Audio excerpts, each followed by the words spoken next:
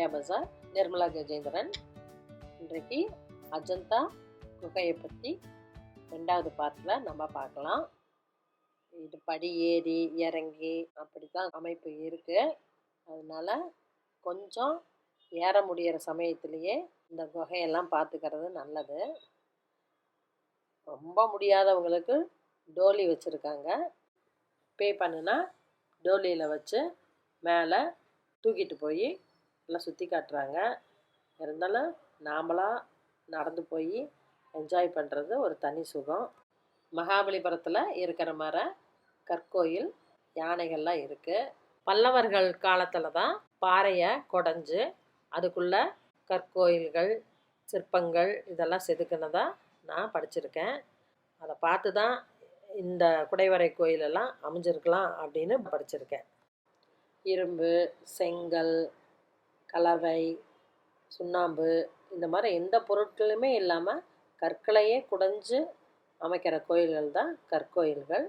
இதற்கு முன்னோடி நம்ம பல்லவ மன்னர்கள் தான். இது நாம் பெருமைப்பட வேண்டிய ஒரு விஷயமாகும். நியர்பை ஸ்கூலில் இருந்தெல்லாம் குழந்தைகளை டூர் கூப்பிட்டு வந்திருந்தாங்க.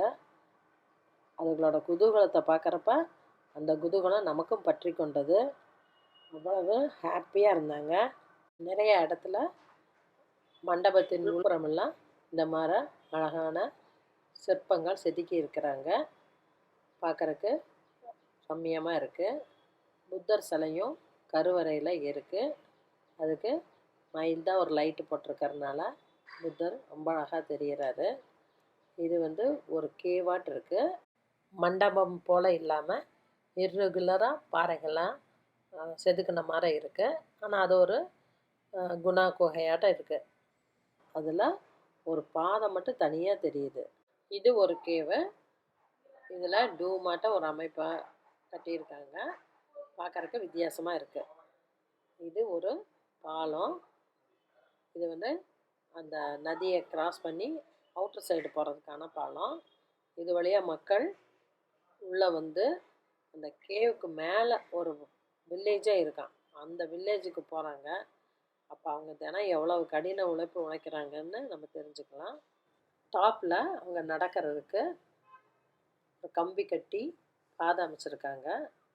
அவங்க எந்த பொருள் வாங்கினாலும் கீழே வந்துட்டு தான் அவங்க மேலே போகணும். நம்ம ஒரு தடவை ஏறினதே சாதனையாக எங்களுக்கு தெரிஞ்சுது. அவங்களுக்கு ரொட்டீன் லைஃப்புங்கிறதுனால அவங்களோட கால்களும் மற்றும் உடலும் உறுதிப்படுது. புத்தர் சிலை பல நிலைகளில் காணப்படுது. அஜந்தாவில் மெயினாக எல்லா பக்கம் புத்தர் சிலை தான் காணப்படுது. இந்த மாதிரி ஒரு போஸ்டில் நிற்கிற போஸ்டரில் பலவிதமாக காணப்படுது. இந்த புத்தனும் ரொம்ப அழகாக இருக்கார். அதுக்கு மேலே சின்ன சின்ன சிற்பங்கள் செதுக்கியிருக்காங்க. இந்த சிலையில் புத்தர் அமர்ந்த நிலையில் ஏதோ சீடர்களுக்கு சொல்கிற மாதிரி அமைஞ்சிருக்கு.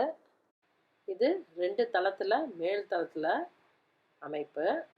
நல்லா இருட்டான நிலையில் தான் இருக்குது.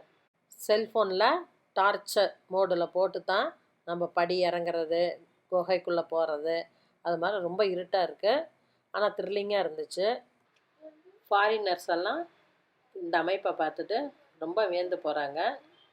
விசிட்டர்ஸ் அதிகமாக ஃபாரின்லேருந்து வர்றாங்க. நம்ம இந்தியாவிலே இருந்துக்கிட்டு அஜந்தா எல்லோரா பார்க்காம இருக்கக்கூடாது.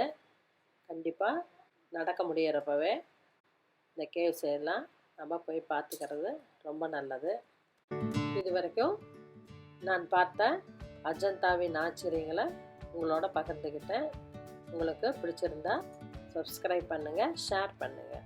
அடுத்த வீடியோவில் நான் எல்லோரா குகையை பற்றி சொல்ல போகிறேன். தேங்க்யூ.